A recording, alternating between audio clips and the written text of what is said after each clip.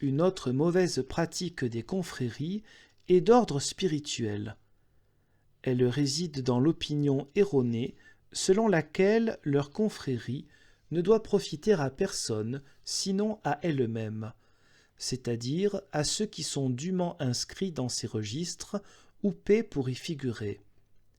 Cette opinion condamnable constitue un péché bien plus grave que le premier, et c'est la raison pour laquelle Dieu permet qu'à force de goinfreries, beuveries et autres, les confréries soient devenues blasphèmes et négations de la volonté de Dieu.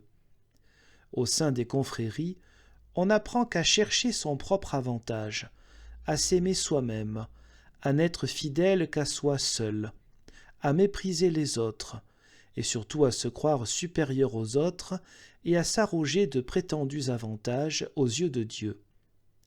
La communauté des saints, l'amour chrétien et la fraternité fondamentale instituées dans le sacrement disparaissent complètement. C'est l'amour égocentrique qui prospère, c'est-à-dire qu'on ne s'attache qu'aux œuvres extérieures des confréries superficielles et qu'on va à l'encontre de la communion unique, intime, spirituelle, essentielle et communautaire de tous les saints. Mais quand Dieu constate cette perversion des confréries, il leur retourne la même manière perverse.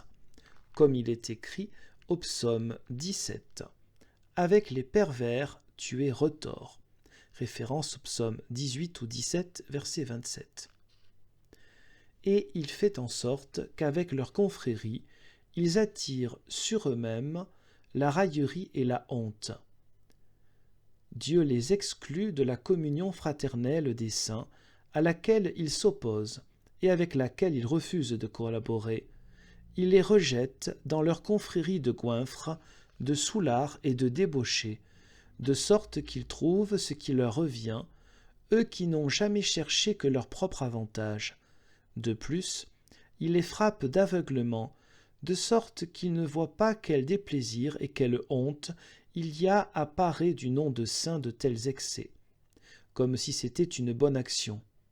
En outre, il laisse tomber certains si profondément dans l'abîme qu'ils se vantent publiquement en disant que celui qui appartient à leur confrérie ne peut être damné, comme si le baptême et le sacrement institués par Dieu avaient moins de valeur et comportaient une assurance moins grande que les inventions de leurs cerveaux aveuglés.